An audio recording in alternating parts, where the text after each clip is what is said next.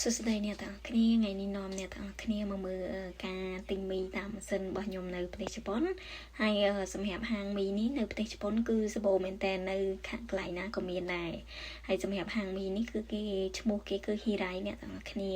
ហើយសម្រាប់ខ្ញុំគឺខ្ញុំចូលចិត្តហើយថ្ងៃនេះដោយសារចូលធ្វើការតាំងម៉ោង 5 ផឹកហើយបាយថ្ងៃត្រង់ខ្ញុំគឺមកហូបមីអ្នកទាំងអស់គ្នាដោយសារតាឃ្លានហើយអត់ចង់ញ៉ាំបេនតូទេថ្ងៃហ្នឹងគឺចង់ញ៉ាំស៊ុបហត់ទៅមានកម្លាំងអីចឹងណាអ្នកទាំងអស់គ្នាហើយសម្រាប់ខ្ញុំគឺនៅប្រទេសជប៉ុនខ្ញុំចូលចិត្តការរស់នៅប្រទេសជប៉ុនដែរដោយសារអីវាមានភាពងាយស្រួលច្រើនអ្នកទាំងអស់គ្នាហើយសម្រាប់ការទិញតាមម៉ាស៊ីននេះគឺអត់មានពិបាកយូរទេគឺយើងចុចចង់ទិញអីដែលយើងចង់ទិញទៅយើងចង់ហូបអីយើងហូបហ្នឹងទៅស្រាប់តែយើងហើយសម្រាប់ការ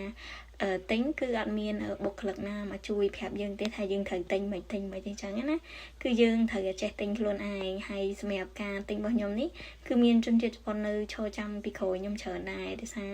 ពេលថ្ងៃត្រង់គឺជនជាតិជប៉ុនគាត់មកហូបបាយច្រើនចឹងណាហូបមីច្រើនចឹងទៅហើយសម្រាប់នៅនេះគឺមានមីឧដុង្គឬក៏មួយទៀតមីសូបាអីចឹងទៅហើយសម្រាប់ខ្ញុំចូលចិត្តមីឧដុង្គខ្លាំងជាងគេដោយសារតាចូលចិត្តហាងហ្នឹងខ្លាំងដោយសារតែហាងហ្នឹងគេដាក់តំពងព្រីហើយនឹង